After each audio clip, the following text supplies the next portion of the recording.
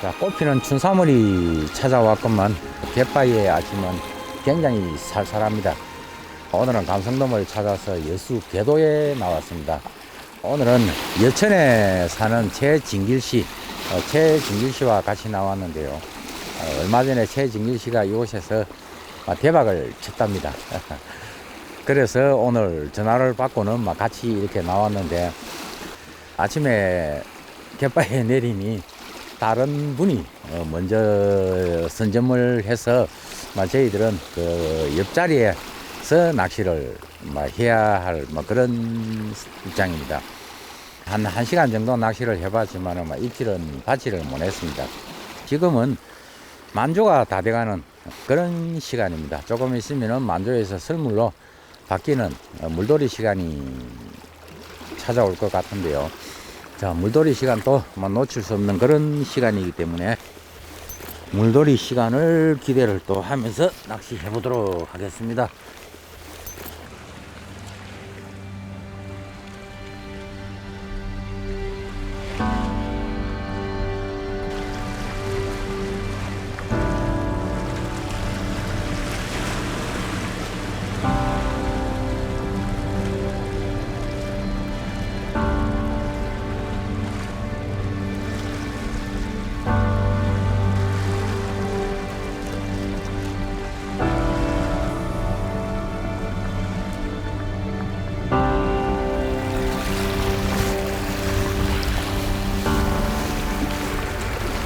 지금은 영등철입니다. 영등철은 음력 2월달을 영등철이라고 합니다. 올해는 2월 21일부터 3월 21일까지가 영등철입니다. 영등철이 되면은 영등 할미가 바람을 몰고 다닌다 해서 어촌에서는 영등제를 지내곤 합니다. 그리고 영등철에는 또 최저수온을 연중 최저수온을 찍는 그런 시즌이기 때문에 마리수보다는 대물 감성돔을 노리고 기록 갱신을 하기 위해서 이 추위를 무릅쓰고 갯바위를 나서는 낚시인들이 많이 있는 그런 철이기도 합니다. 그런데 올해는 어떻게 보면은 영등철이 2번이 있었지 않나 하는 그런, 영등철이 한 번 지나가고 그리고 다시 또 영등철이 이제 본격적인 영등철이 찾아오지 않았나 하는 정도로 2월 달입니다. 1월 달부터 2월 달 올해는 수온이 굉장히 불안전하게 이렇게 저수온을 이렇게 찍다 보니 남해안에서 감성돔 구경하기가 굉장히 힘들었을 겁니다. 저 역시 감성돔 구경하기가 굉장히 힘든 그런 한 해였는데요. 지금은 3월달을 접어들어서 바다의 수온은 최저 수온으로 찍는 그런 철이기 때문에 오늘도 이곳에서 감성돔 한 마리 얼굴을 보고 가면은 성공이 아닐까 할 정도로 아침에 내려서 낚시를 해보는데 좀 쎄한 그런 기분이 듭니다.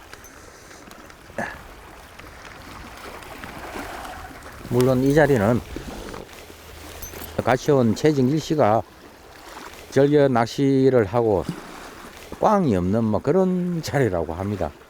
하는데 그 자리는 아침에 먼저 온 낚시인이 선점을 하고 저희들은 우측편입니다. 우측편에서 낚시를 하는데 들물이 지금 아침에는 계속 진행이 되었습니다. 그러다 보니 조류가 좌에서 우로 이렇게 빠른 조류가 횡조류가 생기는 그런 상황입니다. 수심은 그렇게 깊지는 않습니다. 바람도 한 4, 5m, 그리고 좀 멀리 치니까 한 5, 6m가 나오는 그렇게 깊지 않은 여밭 포인트인 것 같습니다. 군데 보니까 여들이 이렇게 미끌림이 생기는 그런 물속 지형을 이루고 있습니다.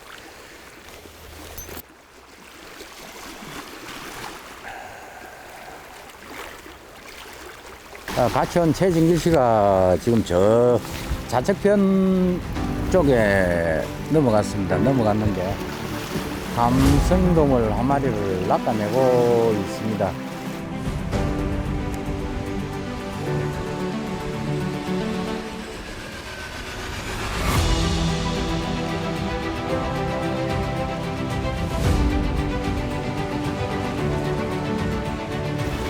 씨알이 별로 크지는 않은데 그래도 감성돔이 나왔다는데 기대를 해봐야 될 것 같습니다.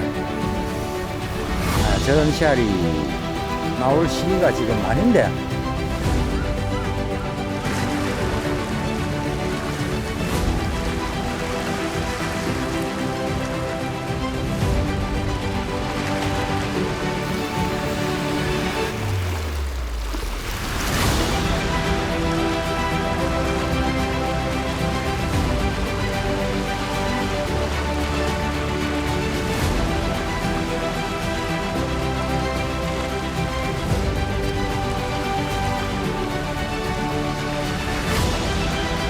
왔어.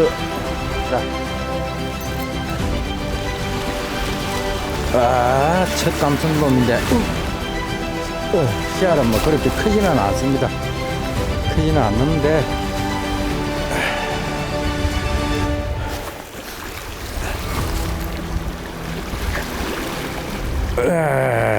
쌌어.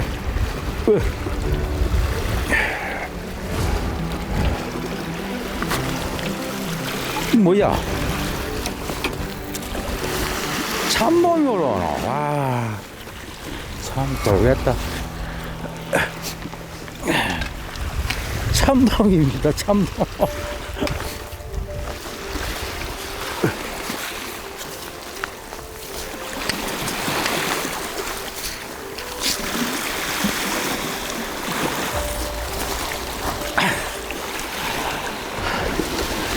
참돔이 한 마리가 올라옵니다.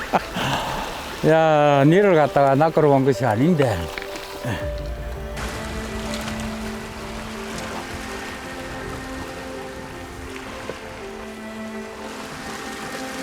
자, 탈참입니다. 꼬리 부분이 조금 달근 건데 색상은 뭐 자연산에 가까운 참돔이 한 마리가 올라왔습니다. 참돔입니다. 야, 이런 곳에도 수심이 그렇게 깊지도 안 합니다. 하지만은 제가 방금 낚아 올린 것은 탈참입니다. 탈참 같은 경우에는 막 배가 많이 고팠던 모양입니다. 그러다 보니 뭐 수심이 얕은 곳에서 덥석 미끼를 물고 올라왔는데요. 지금은 물돌이 시간입니다. 물돌이 시간이 되다 보니 참돔도 올라오고 그리고 또 저 좌측편에서는 감성돔도 올라오고 합니다. 지금 이 시간이 딱 물이 바뀌는 만조에서 지금은 설물로 바뀌는 시간입니다. 좀 더 집중을 해서 낚시를 해야 될 그런 시간이 온 것 같습니다.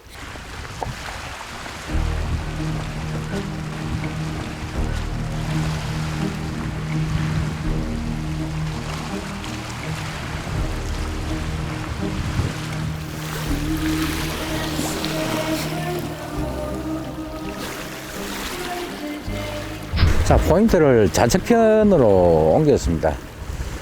완전 홈통 아닌데요. 이것은 지금 최진길 씨가 낚시를 하고 있다가 뭐 보지는 못했습니다. 했는데 감당 못할 대물을 걸어서 터져버렸답니다. 그래서 같이 하자고 하는 이야기를 듣고 지금 포인트를 이쪽으로 옮겼습니다. 했는데 이것은 수심은 굉장히 얕습니다. 수심이 얕은 전형적인 이런 앞에 보이는 저런 여들이 덩성덩성덩성 이렇게 빠져가 있는 그런 지형을 이루고 있는 것 같습니다. 이런 얕은 여밭에서 입질을 받으면은 그냥 드랙을 잠궈 두고는 막무가내로 이렇게 감아 드리는 방법밖에 없습니다. 조금 이렇게 뭐 낚싯대를 들고 여유를 조금 준다 하면은 여에 쓸려서 목줄이 터져 나가는 그런 자리인 것 같습니다. 그래서 만약 입질이 들어오면은 사정없이 한번 감아 보도록 하겠습니다.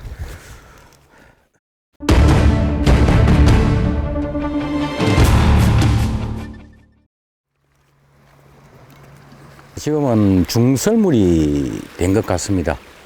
앞에 잠겼던 여가 지금 드러나는데요. 이곳에서 낚시를 했던 최중길 씨 이야기로는 저 앞에 잠겼던 여가 드러날 때 입질이 들어온다고 합니다. 이것은 수심도 얕고 그리고 또 설물이지만은 설물 때 이런 수심이 얕은 데서 고기가 나오는 이유는 제가 볼 때는 큰 홈통 같습니다. 큰 홈통 안에 박혀 있는 수중여들. 그래서 제가 볼 때는 이 설물이지만은 수심이 얕은 곳에서도 막 입질이 들어오지 않을까 하는 기대감을 갖고 낚시를 하는데, 이곳에서는 지금 장타를 쳐야 되는 그런 입장입니다. 제가 서 자리에서는 한 6, 70m 이상 이렇게 채비를 날려야만.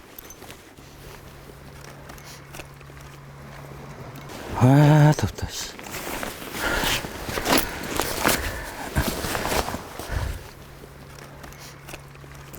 자, 지금은 영등철입니다. 영등철은 뭐 연중 가장 저송기 낚시라고 할 수가 있습니다.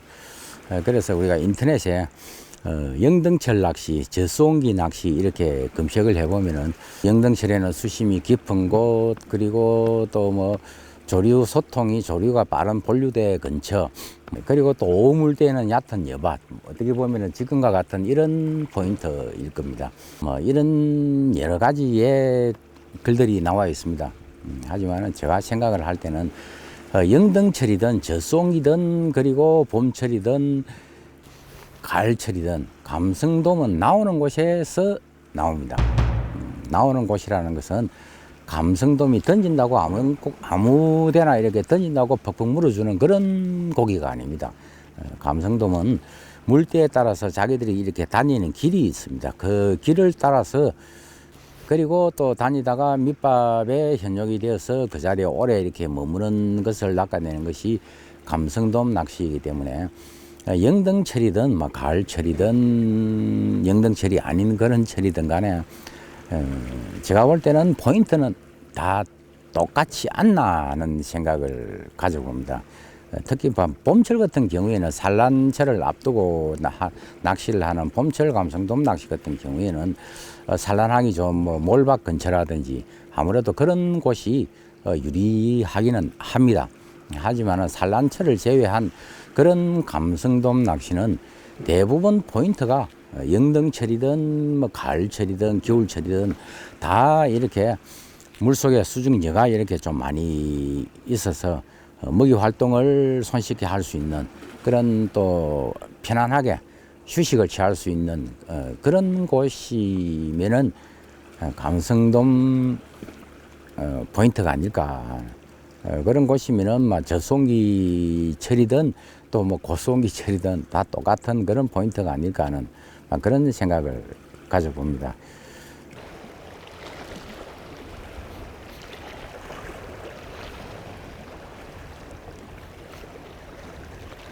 오늘 2시가 간조입니다.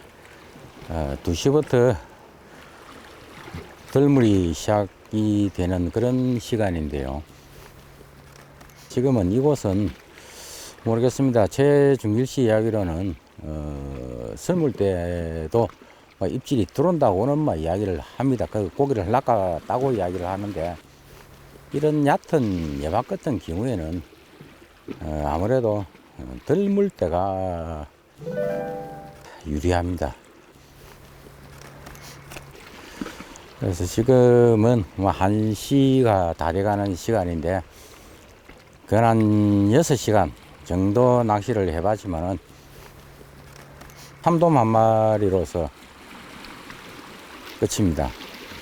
하지만은 오후 시간에 2시부터 들물이 될 때는 이 자리에서 하면은 아무래도 제가 볼 때는 여가 많은 그런 곳이기 때문에 입질 받을 확률이 있을 것 같은 그런 기분이 듭니다.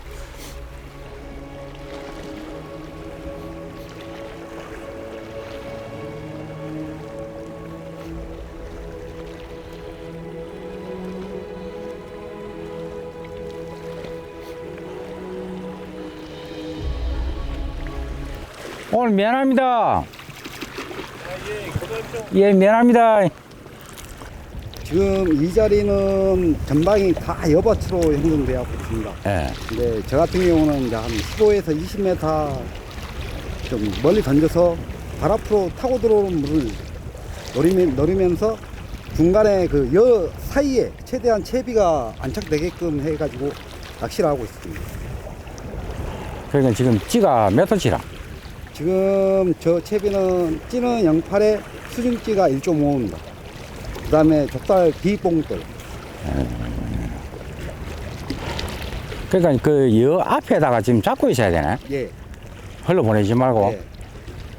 이게 저브록을 하니까 포인트를 많이 벗어나 불고. 그렇네. 예.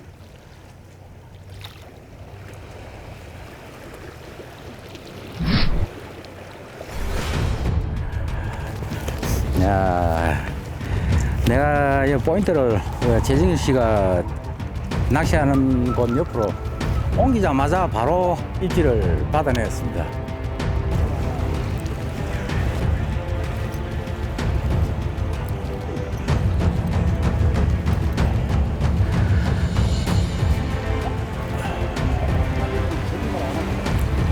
야, 역시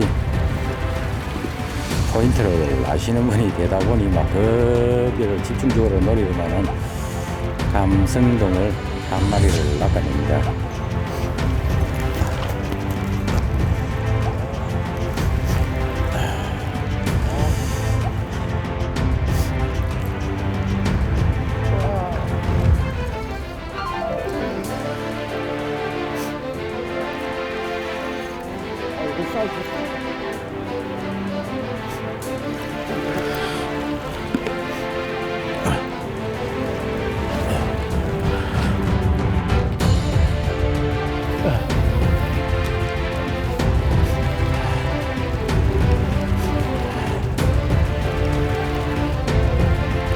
어이, 괜찮네. 40한 7, 8 되겠는데.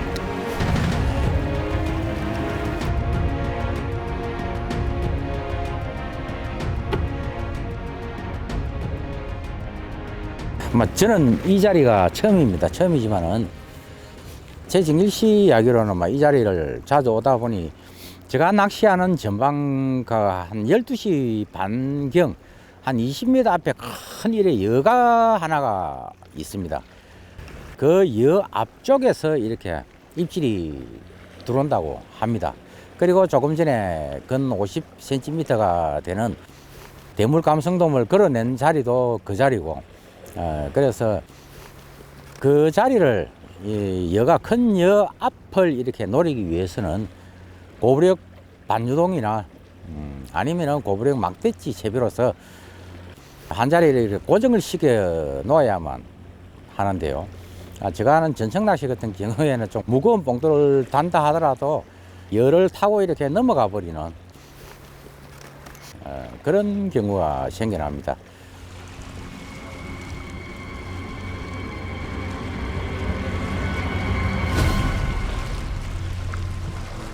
망대치 낚시의 장점이, 가장 큰 장점이라고는 신성이죠. 찌톱이 이렇게 물 위에 솟아나 있습니다. 그래서 역광일 때라든지, 그리고 먼 곳을 노린다든지, 또 내가 낮은 자리에서 낚시를 한다든지 이럴 때는 신성에서 탁월한 그런 것도 있지만은, 가장 장점 중에 하나는 한 자리에 이렇게 딱 고정을 시켜 놓고 낚시를 하기에는 가장 뭐 탁월한 그런 찌가 아닐까 하는 생각을 가져봅니다. 막대지 같은 경우에는 일자형으로 쭉 이렇게 얇은 막대형으로 생겼습니다. 그래서 수중지가 밑에서 이렇게 당기다 보면은 조류의 영향을 최대한으로 줄이면서 찌가 이렇게 흘러가기 때문에 한 자리에 이렇게 고정을 시켜놓고 낚시를 하기에는 가장 적합한 그런 찌가 아닐까 하는 생각을 가져봅니다. 그리고 또 한 가지의 장점을 꽂아라면은 예민성입니다. 세 가지를 간단하게 이야기를 하자면은 신성, 그리고 예민성, 그리고 한 자리에 고정을 시켜 놓을 수 있는, 그리고 또 막대치 같은 경우에는 또 원투력이 굉장히 좋습니다. 특히 선상 낚시를 할 때 이렇게 막대치로서 많이 사용을 하는 것도 조류를 조금 덜 받는 그런 형태이기 때문에 선상 낚시를 할 때 가장 막대치로서 많이 사용을 하기도 합니다.